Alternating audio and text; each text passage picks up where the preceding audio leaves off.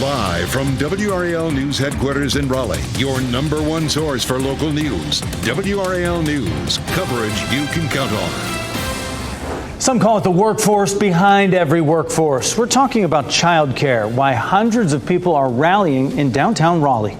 Plus, a senior Raleigh firefighter and his wife face dozens of charges after a major drug bust. What we've learned about the investigation that dates back over a year. And I'm tracking a system that will bring us showers and thunderstorms for parts of Saturday and Sunday. We even have a level 1 risk. I'll show you when. Workers from daycare centers from around the state are in Raleigh today, and they're sounding the alarm for the importance of maintaining funding. Good afternoon to you. I'm Jeff Hogan. And I'm Michelle McConaughey in for Renee Chu. Thanks for joining us. This COVID-era money that's set to stop flowing soon. WRAL's Sean Gallagher joins us now live in downtown Raleigh. Sean, what kind of impact would this have if the funding is not available? Yeah, Michelle, the groups here say that they could shut down some 1,000+ facilities across the state. That could leave over 90,000 kids without daycare. And take a look around. There are hundreds of folks here representing about 40 different facilities that closed up shop today to try to send a message of how important this is. They say this is a small representation of what the future could look like without more funding.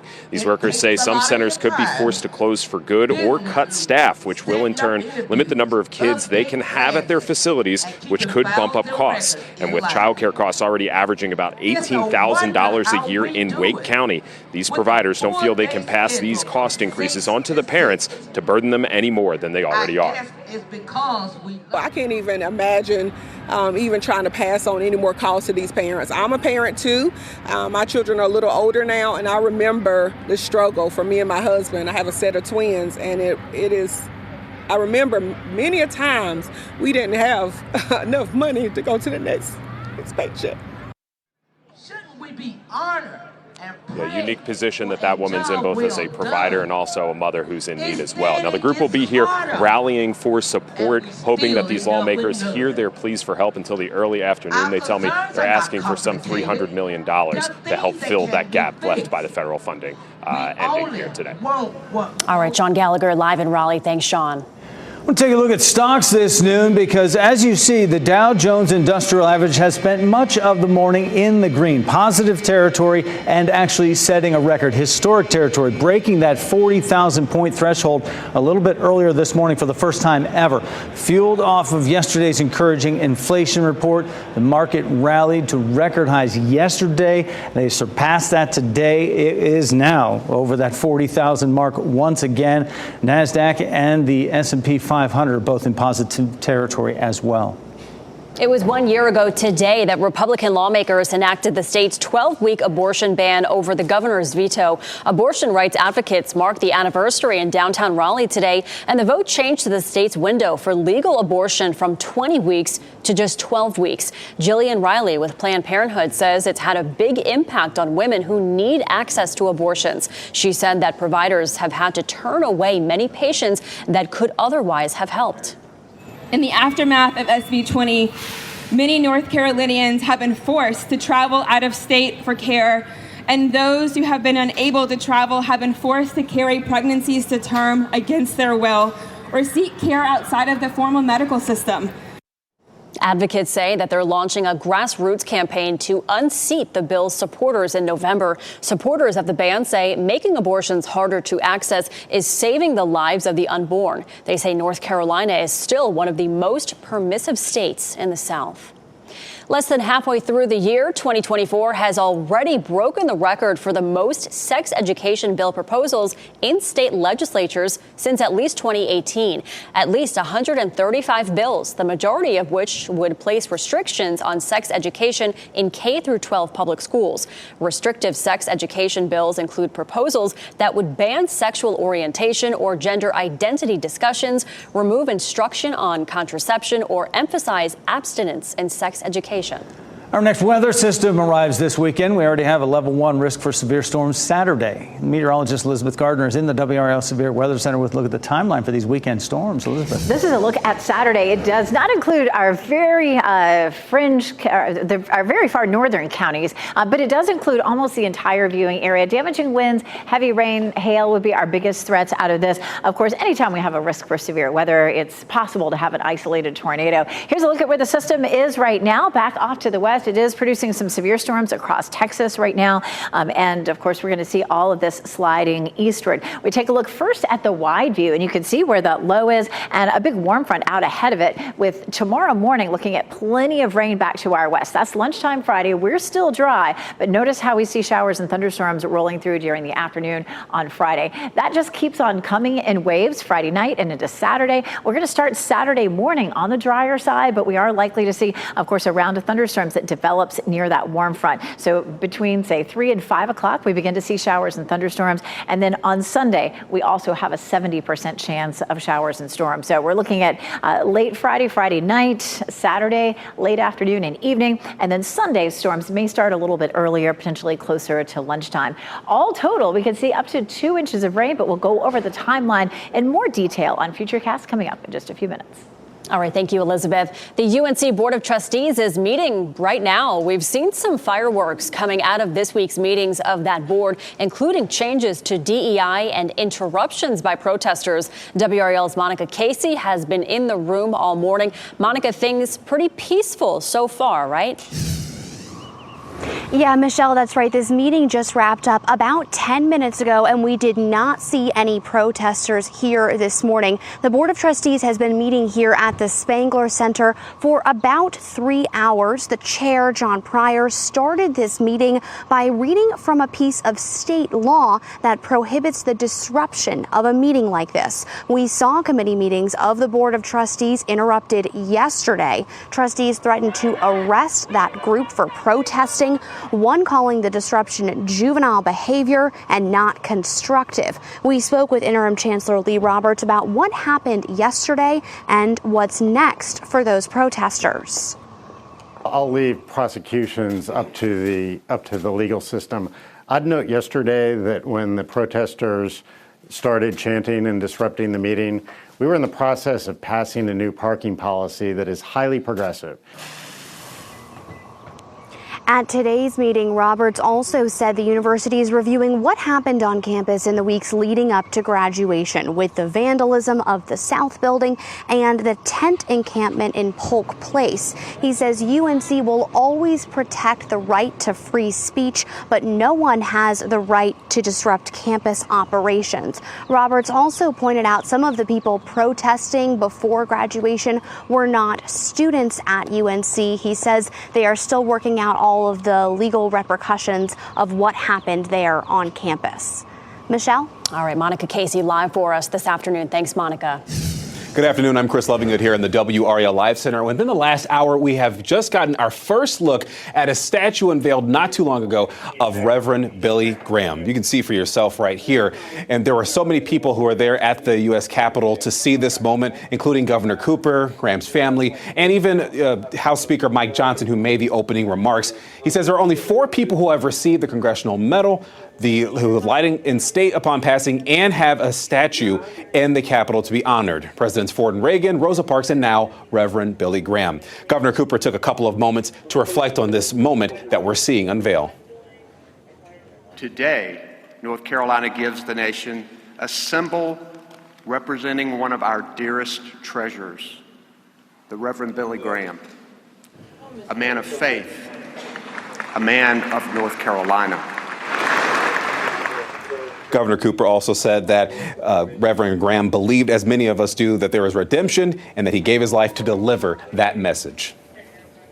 Chris, thanks for that. New data from the U.S. Customs and Border Protection Agency shows southwest border encounters dropped 6% last month. The new data also reveals overall border encounters last month were down almost 30% compared to April of 2023.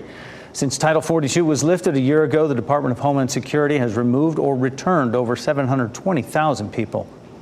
Today, work on a new part of the Complete 540 project will get started. The work will create a new highway connecting I-40 in Garner to I-87 in Knightdale. A groundbreaking ceremony will happen at 2 o'clock this afternoon on White Oak Road in Garner. More than 10 miles of highway will be built. It'll include exits at White Oak Road, US 70 Business, Rock Quarry Road, Auburn, Knightdale Road, and Pool Road. Once it's done, it will complete the 540 loop around Raleigh. This portion of the highway is expected to be open by 2028. A senior Raleigh firefighter and his wife are in the Wake County Jail right now, accused of selling drugs at local nightclubs. Alcohol law enforcement agents filed 52 total charges so far in what they're calling an elaborate drug trafficking operation. WRAL's Ken Smith is here with the investigation and what was found out of it. Ken. Jeff, this is an investigation that started in April 2023 with a complaint about illegal drugs being sold at nightclubs on Glenwood South. 13 months later, ALE made 2 arrests. Nicholas Bannister is charged with 34 crimes related to manufacturing drugs, possession of drugs, and selling them. He's been with the Raleigh Fire Department since 2013 and was promoted to senior firefighter in 2019. Bannister's wife, Amanda, was also arrested. She faces more than a dozen drug-related charges. ALE agents executed a search warrant at the couple's home on Long Cove Court in Raleigh. They found a ton of illegal drugs, drug paraphernalia, and nearly $70,000 in cash. Among the things investigators found, cocaine, marijuana, mushrooms, methamphetamine, Xanax, and LSD. We do not know what nightclubs were part of this investigation. ALE tells us none of them was aware of what was happening. They also say more arrests are expected as they continue this investigation. Both Nicholas and Amanda Bannister are being held on a $4 million bond. They're both scheduled to be in court this afternoon. WRAL will be there and look for reports from Chelsea Donovan in our news starting at 4. Jeff. There's some eye-opening revelations there. Ken, thank you. This weekend, you can take part in a celebration of African and African-American history and art in Durham. The 54th annual Bimbe Cultural Arts Festival will take place at Rock Quarry Park. This is video from last year's celebration. It's happening from 1 to 7 p.m. and this year is Grammy award-winning multi-platinum artist Monica. Tune in tomorrow at noon when we'll talk live with organizers about this cultural celebration. WRAL is a proud community sponsor of this event. Admission is free. Next at noon, a floating pier was anchored in Gaza today. How the U.S. military says it'll use it to provide humanitarian aid. Also, a lightning strike next to a Nevada home. What experts say can happen with a bolt hitting so close to a home. Plus, a car crashed into a Raleigh home early this morning, killing a person who was sitting outside. At 12:30, the investigation and arrest in that crash. Keep watching WRAL News over the air Channel 34 and Spectrum Channel 1257.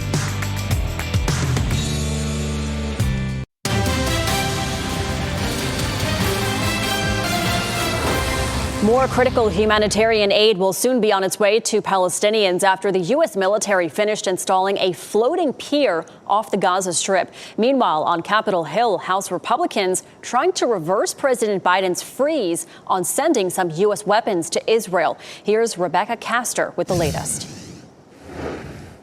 Desperately needed food, medicine, and other supplies will soon be flowing into Gaza, thanks to a newly completed floating pier. Innocent civilians should never go without food, water, medicine, shelter, sanitation, or other basic necessities. President Biden ordered the military to construct the humanitarian lifeline 2 months ago, after fighting slowed down aid delivery on land.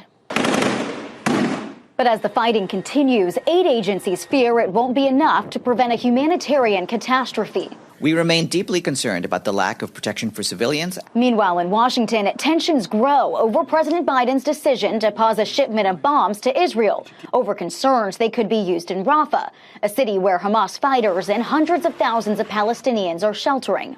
House Republicans are now teeing up a bill that would compel the administration to send arms to Israel without conditions. We will have Israel's back, and we're going to see who else does when the vote happens later today. Everything it calls for, the administration is already doing, and it is just yet another example of the Republicans using Israel and anti-Semitism for their own political purposes. That was Rebecca Castro reporting. Even if the bill passes the House, Senate Majority Leader Chuck Schumer says the chamber will not take up the legislation. Former President Donald Trump's longtime lawyer Michael Cohen returned to the witness stand today, where he's being cross-examined by Trump's defense team. Cohen is expected to be the prosecution's final witness. Depending on whether additional defense witnesses are called, closing arguments could start early next week. Court will not be in session tomorrow, so Trump can attend his son Barron's high school graduation. President Biden asserted executive privilege over interview recordings with special counsel Robert Hur. The move comes as House Republicans are taking their first steps in their contempt of Congress proceedings against Attorney General Merrick Garland. Republicans want the Justice Department to turn over the recordings as part of their impeachment inquiry into President Biden. AG Garland denounced Republican-led attacks, calling them unfounded. An investigation is underway after a fuel barge struck a bridge, causing a partial collapse and an oil spill, this time in Texas. The impact sent pieces of the bridge, which connects Galveston to Pelican Island, tumbling on top of the barge. The collision was unlikely to result in serious economic disruption. No one was hurt in this incident. The accident comes after the deadly cargo ship crash in Baltimore on March 26th that killed 6 construction workers. And Royal Caribbean will resume cruises out of Baltimore later this month. The news comes nearly 2 months after the container ship hit the Key Bridge. The U.S. Coast Guard reopened daily limited access for commercial vehicles during salvage work. This will be the first cruise to leave from the city since that bridge collapsed. The Biden administration is ending a tariff exemption for two-sided solar panels imported from China. At the same time, the administration is also giving domestic solar manufacturers more flexibility to produce panels and components, including tax incentives. White House National Climate Advisor Ali Saidi says the moves will help level the playing field for U.S. solar manufacturers. A new law in Florida now deletes any mention of climate change from state law. In some cases, the new bill deletes entire sections of state law that talk about the importance of cutting planet-warming pollution. It also eliminates a requirement that state-purchased vehicles be fuel efficient. In a social media post, Ron DeSantis, the governor there in Florida, wrote, "Florida rejects the designs of the left to weaken our energy grid, pursue a radical climate agenda, and promote foreign adversaries." A lightning strikes too close for comfort, and it's captured on home surveillance video.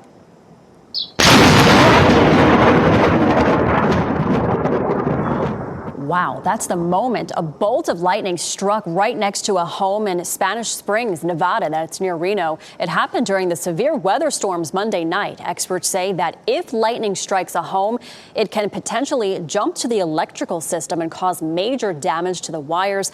Luckily, in this case, also nobody was hurt. That is just amazing to see. It's so scary. And it's interesting to see because there's sunshine. Right. And I know. I'm going to bring in Elizabeth Gardner right now because as we take a look at our weather, Elizabeth, that's kind of an oddity, isn't it? It is, because around here we tend to have, when we have thunderstorms come through, we have a lot of them typically clustered together. A lot of times out west where it's drier, you can have thunderstorm cells that are small and out by themselves, and lightning can strike 10 miles away from the cloud that's creating it. And so that can happen here as well. But we tend to have a little bit more warning. I mean, you see how much cloud cover we have across our area right now. Now, we're not looking at thunderstorms today. But again, when we have storms coming through, they're typically not just out there all alone, which they can be sometimes out west. But again, they can strike 10 miles from the cloud that's causing them. We take a live look here at downtown Raleigh. Good bit of cloud cover out there, but there's sunshine peeking through it. 75 degrees is our current temperature, so it feels great. Take a look at our satellite image. This is our high-resolution visible satellite, and it just looks like there are little dots all over it. Those are the clouds, and so we do have enough holes in the clouds that we're seeing some blue sky and some sunshine, but we do have extensive coverage of those puffy cumulus clouds across our area. They are not likely to bring us rain this afternoon, but later this evening, overnight tonight, we may see that. You can see at 5 o'clock, we're still seeing partly cloudy skies, but look up to the north and you can see 7, 8 o'clock, starting to see some of those isolated showers that drop in over us in our northern counties. Most of that will be over by around 10. So just a small window between, say, 7 and 9 or 10 o'clock in our northern counties. 81 degrees for the high today, 81 in Durham, 82 in Fayetteville. It feels pretty comfortable out there right now. Of course, I know a lot of folks will be headed out to the PNC Arena Arena for the Hurricanes game this evening. It's an exciting one. Starts at 7. If you're out tailgating, temperatures will be close to 70.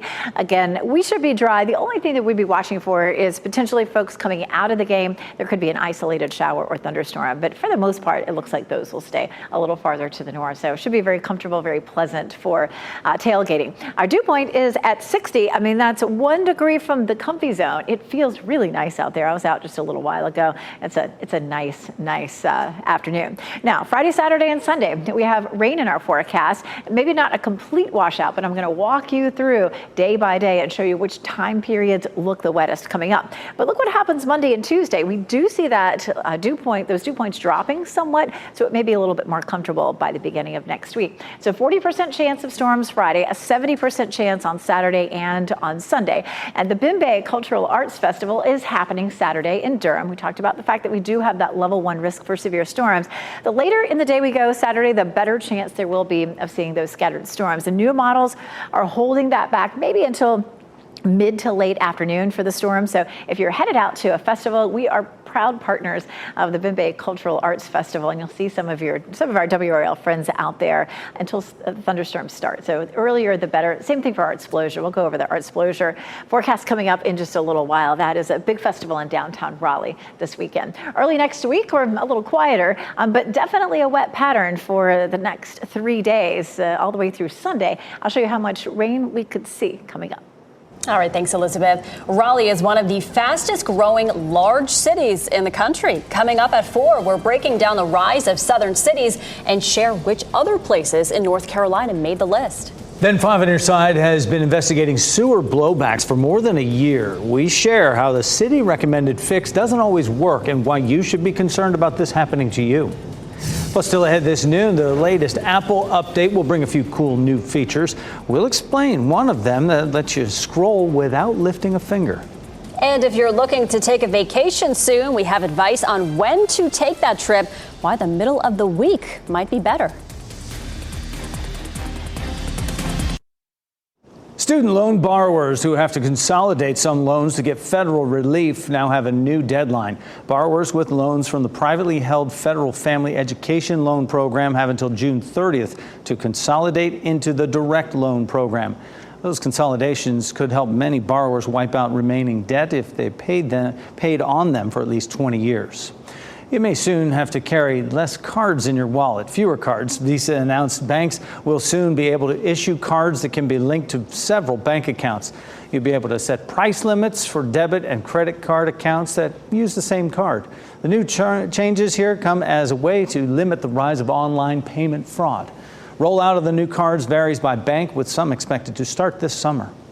Microsoft has asked at least 700 of its employees in China to consider moving to other countries.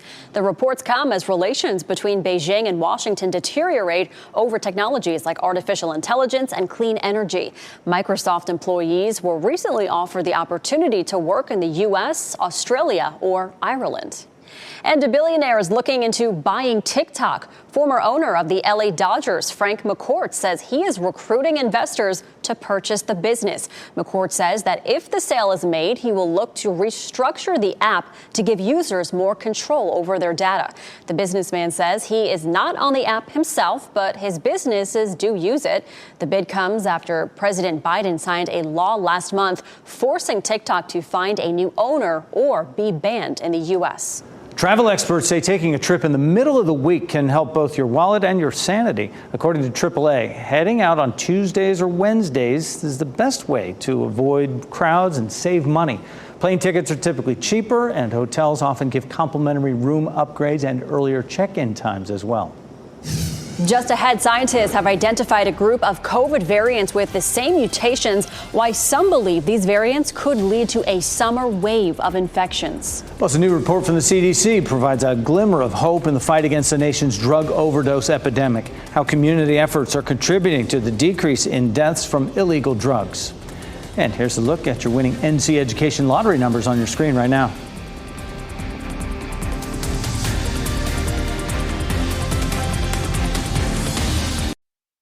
Shot in 4K ultra high definition. Your number one source for local news. WRAL News. Coverage you can count on.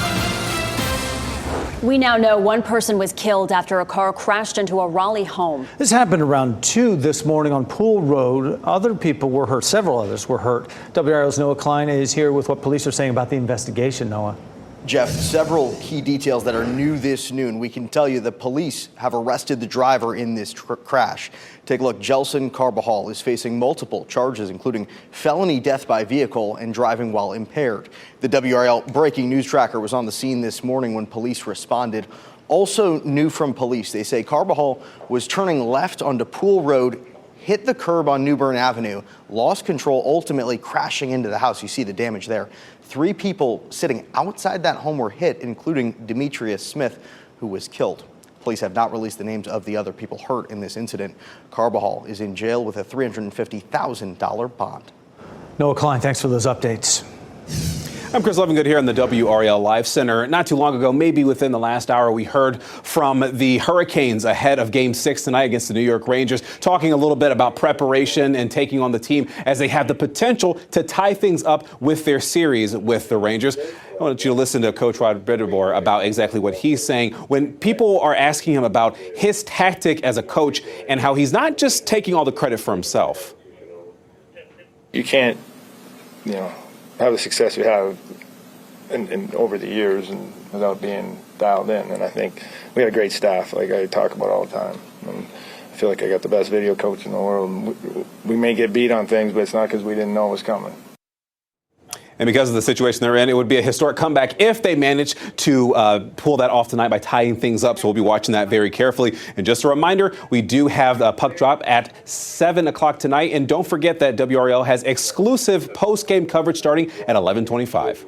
All right, thanks, Chris. Scientists have identified a group of COVID variants with the same mutations. Some worry that these variants could lead to a summer wave of infections. In less than 2 months, the KP.2 variant has overtaken the JN.1 variant, becoming the dominant strain spreading in the U.S. It now accounts for about 28% of COVID-19 infections. Because both new variants appear to spread easily, infectious disease experts fear they could fuel a summer wave of the virus. The WHO recommended that the JN.1 strain be the basis of the vaccine, but now in the US, they're reconsidering whether that would be the case or whether they would need to focus on this newly mutated strain instead. And antiviral medications appear to still be effective against the new COVID variants. New data from the CDC reveals the number of fatal drug overdoses is dropping. Right now, researchers are trying to learn more about what's contributing to the decline. While they conduct studies, Kevin Cork explains how communities across the country are also taking action. Drug overdoses have killed more than 1 million people in the U.S. since 1999, according to the CDC. But new provisional data from the agency reveals the nation experienced a decline in those deaths last year. The report indicates more than 107,000 people died in 2023, down from the roughly 111,000 deaths the year before. Officials say deaths involving synthetic opioids like fentanyl fell, citing the possibility that overdose reversal treatments like Narcan are expanding. People often are taking fentanyl without realizing that they're actually taking fentanyl. And Narcan is amazing. Narcan saves lives. In communities hit hard by the drug epidemic like Portland, Oregon, people are arming themselves with Narcan to help strangers on the street. Drug use also continues impacting community members in San Francisco's Tenderloin neighborhood. This is really an intervention of saying, we need this space. With the sidewalks crowded, residents in the Safe Passage program are intervening. In the mornings, volunteers guide kids to school, taking them on the calmer routes and shielding them from sights especially troubling to young eyes. Kevin Cork reporting, and the latest CDC data is provisional, could change slightly, but officials expect to see a decline in drug overdose deaths once all those numbers from last year are finally reviewed. Walgreens is entering the market to fight opioid overdoses with its own version of a known medication. The national chain of drugstores plans to offer a cheaper, generic version of naloxone, which is an antidote used to reverse the effects of opioid overdoses. Walgreens says its version of the nasal spray drug will cost about $35. That's about $10 less than the brand name of naloxone. And the maker of the weight loss drug Ozempic now launching a new clinical trial next week to assess another possible use for the drug. The announcement comes after several patients reported a change in their alcohol consumption after taking the treatment. One patient noted that over 3 months, not only did she notice a reduced desire to eat, she also did not drink alcohol or use her vape pen as much. Novo Nordisk stresses that the trial will focus on assessing the active ingredient in alcohol-related liver disease. Carolina Hurricanes are skating for their playoff lives. We'll preview Game 6 of the Stanley Cup playoff series with the New York Rangers. A must-win situation tonight at PNC Arena. And summertime is right around the corner, which means more time in the sun. Experts share how you can identify and prevent skin cancer. And for news, traffic, and weather of the day, make sure to download the WRAL News app.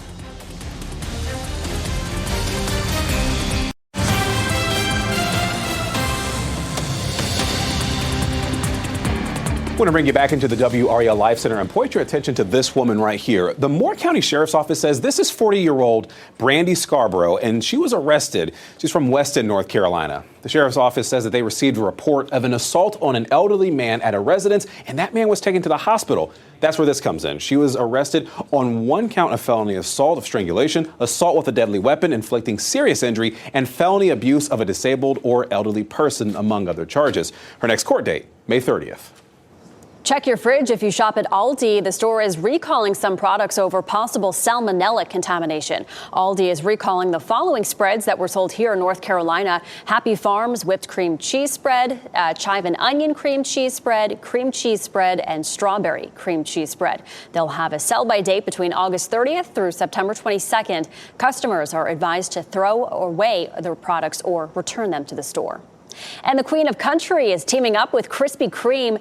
Dolly Parton now has her own donut collection. The North Carolina-based donut shop announced the Dolly Southern Sweets donut collection this week. There's the Dolly Dazzler, the chocolate cream pie, the banana pudding pie, and the peachy keen cobbler. The donuts are available in participating stores starting this Saturday. Houston Astros pitcher Ronel Blanco was benched for 10 games after umpires found a foreign substance in his glove. The right-hander was ejected from the game against the Oakland A's Tuesday prior to the 4th inning. Blanco said he put rosin on his left arm and it made its way into the glove because he was sweating. Players can use sweat and rosin, which helps to grip the ball on their hands, but too much of either substance is illegal in Major League Baseball. It could lead to an ejection and suspension. You might not have known it, but pickles pack a bunch of nutrition. Just ahead, the surprising health benefits of this fermented food. And helping teens build healthy habits while they're not in class. The deal from Planet Fitness offering free fitness for teens this summer.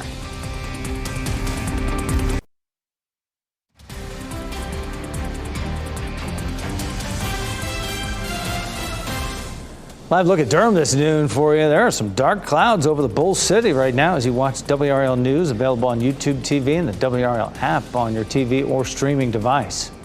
Nothing like the crunch of a pickle on a good burger, but does the cookout staple have any health benefits? A registered dietitian says pickles generally offer fiber, antioxidants, as well as vitamins to support eye and heart health. Fermented pickles specifically are a good source of probiotics, which are helpful for your gut. Although pickles have some health benefits, it's important to read the label. You want to keep an eye on the amount of sugar and salt, especially for those with health conditions like diabetes or high blood pressure. The change in seasons means it's time to have more fun in the sun, but health experts want you to enjoy the outdoors safely. Gary Baumgarten shares helpful information about identifying and preventing skin cancer. May is Melanoma and Skin Cancer Awareness Month, and with the onset of warmer weather drawing more people outside for longer, dermatologists warn the increased sun exposure could raise your chances of developing skin cancer. Melanoma is the third most common type of skin cancer in the United States, behind basal cell and squamous cell carcinoma. Besides prolonged contact with ultraviolet light, some of the other risk factors can include those who've had a number of childhood sunburns, blistering sunburns, or extended chronic sun exposure. In addition, those with moles and high density of moles. While many doctors cite concerns, especially for patients with lighter complexions, skin cancer can impact everyone. African Americans, Asians, and Hispanics do have a risk of melanoma. Their risk is much lower because they don't experience sunburns, but the issue becomes late diagnosis and late treatment. Doing your own self-examinations can help you spot any changes to moles on your skin. You can use the ABCDE tip to help identify any potential issues. A, asymmetry. So one half looks different than the other half. B, border. Is the border nice and regular, or is it notched and irregular?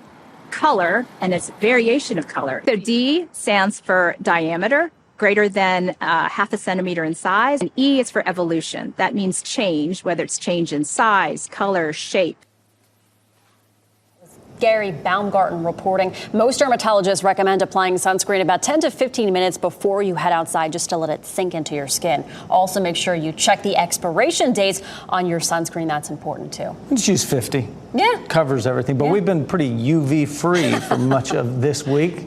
Not the case today. Elizabeth Gardner in the WRAL Severe Weather Center. A little bit of sunshine out there. Yeah, you know, when you look at the sky from these cameras, in some cases, it looks like it's fairly cloudy just because of the angle that we're looking at. But there's a lot of blue sky in there that is reaching the ground. As a matter of fact, if you take a close look at Apex, you can see plenty of shadows there, even though it looks like it's fairly cloudy. Same thing in Goldsboro.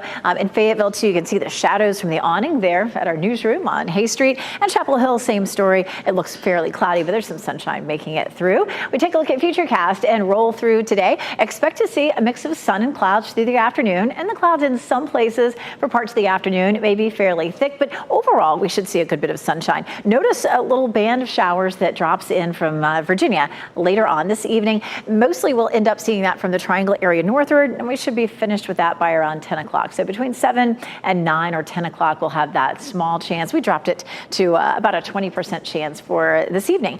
And then for tomorrow, we'll see an increasing chance for showers and thunderstorms. Mid to late afternoon, the storms develop, and we may see another wave overnight Friday night. Now, Saturday has started to trend a little bit drier. If you did have outdoor plans, it may be, again, mid to maybe late Saturday before we see those thunderstorms developing. Earlier, it really looked like Saturday, maybe more of a washout. Now it looks like, we'll have some hours, the first part of the day, maybe even into the early afternoon where it's dry. That could change tomorrow, so check back in with us. And then Sunday looks a little earlier, maybe right around lunchtime, the thunderstorms begin and continue into the afternoon. Here's Futurecast for tomorrow. We may wake up to a little bit of low cloud cover or fog. There at lunchtime, there's a small shower. Notice we get pretty good coverage by about 3 o'clock. So right after lunchtime, the showers and storms start to develop, and then we may get a break. And then, as I mentioned, another wave comes in overnight. Now here's Saturday at 8 a.m. looking pretty quiet. There's lunchtime. And then again, 2 o'clock, an isolated shower or thunderstorm. By 5 o'clock, yeah, we're definitely starting to see much better coverage at that point. But again, we're going to have some hours potentially during the day on Saturday before the thunderstorms roll through. Now, we do have that level 1 risk for Saturday. The greatest risk will be the farther south you go, especially from, say, the Sandhills southward. Damaging wind, some heavy rain, and some hail are all possible. So, Artsplosion this weekend, we are proud sponsors of Artsplosion, and you'll see a bunch of us unless it's storming. So, I'll be there with Brian Schrader on Sunday from noon to 3. It does look like probably about lunchtime we'll start to see some showers and thunderstorms. So just check everything before you head over there. Again, we may have a little bit more time on Saturday before those showers and storms develop. We got a good soaking earlier in the week. We could see that again this weekend, anywhere from 1 inch to maybe close to 2 inches of rain. And it looks like this wet pattern continues. Not that it's going to rain every day, but we have the potential for above normal precipitation that continues all the way through the end of May and possibly into June as well. So talk about trying to make up for what happened in April when it was very dry. We're looking most likely at really sweeping all of our drought issues away. We do have some dry conditions in our forecast for early next week. It gets a little bit warmer on Wednesday. All right, thanks, Elizabeth. Uber wants to take the hassle out of getting to or from your next big event. The cheaper and more convenient option coming from the ride-hailing service. And your winning Powerball numbers on your screen right now: 19, 42, 45, 55, 69. The Powerball is 6. The Power Play is 2.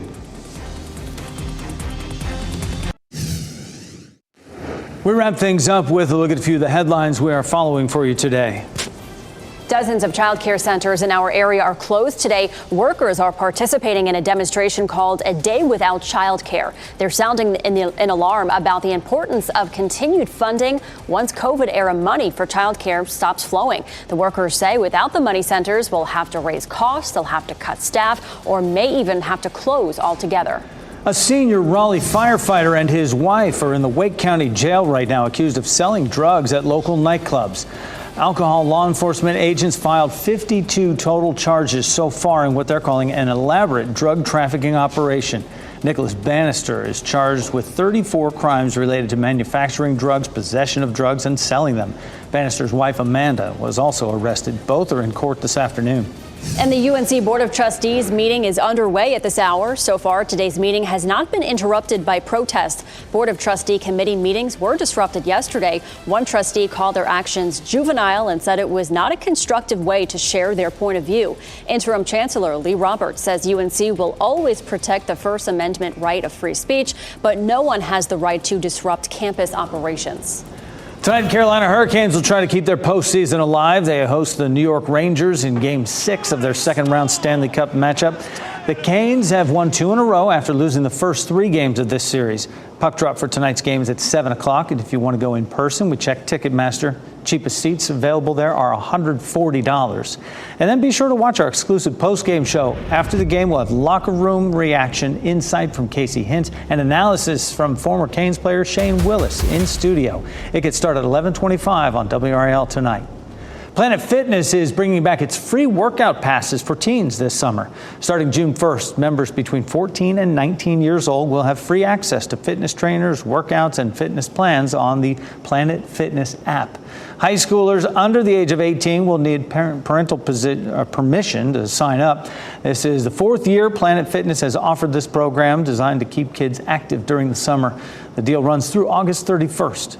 Uber will soon let you book a bus to get home from a concert or ball game. Uber Shuttle lets you reserve up to 5 seats for a week for transportation to and from major events, as well as trips to the airport. Uber says the feature is budget friendly and should cost a fraction of the price of an Uber X. Shuttle rides are currently only for events listed in the app. Uber is teaming with Live Nation to bring the shuttles to certain venues this summer, including Charlotte. Apple will soon let you scroll on your devices using only your eyes. The feature is designed to help people with physical disabilities navigate their devices easier. Apple says it'll come out with the latest iOS software update later this year. The update also includes a feature to reduce motion sickness for passengers using an iPad or iPhone in a moving vehicle. Our pet of the day is a spunky beagle mix who is perfectly house trained and crate trained as well.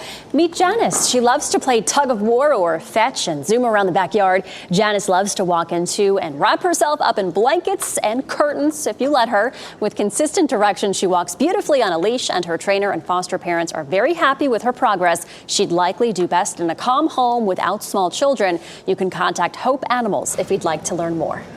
Remember all that controversy at the Big Rock fishing tournament last year? What would have been the $1 million winning marlin was disqualified because of a shark bite. The rule changes coming this year for the tournament. Well, it's been a huge hit on Netflix, but NFL legend Tom Brady says he regrets parts of his recent roast. Talking on the Pivot podcast, Brady says that he didn't realize how jokes about his divorce from supermodel Gisele Bündchen could affect his family. He added that the experience will help make him a better father in the future. The roast was hosted by Kevin Hart and is now on Netflix. Did you see any of that? I didn't see any of it, but I am going to watch it. Yeah, I saw some of it, and it was, woo, they don't hold back. There was a lot to yeah, it. Yeah. All right, NBC News Daily is next on WRAL. Your next local news update in 30 minutes. You get breaking news updates anytime with our WRAL